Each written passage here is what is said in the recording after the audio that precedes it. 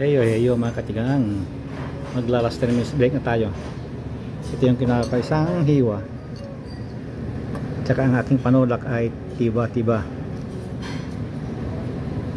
Tikman na natin.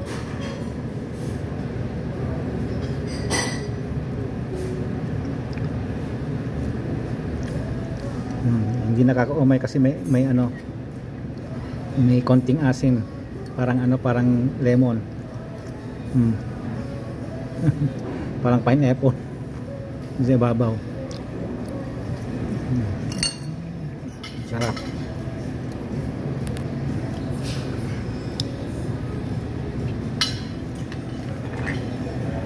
May cafe nito. Classic chai. Classic chai classic. Okay mga katigang. Bye.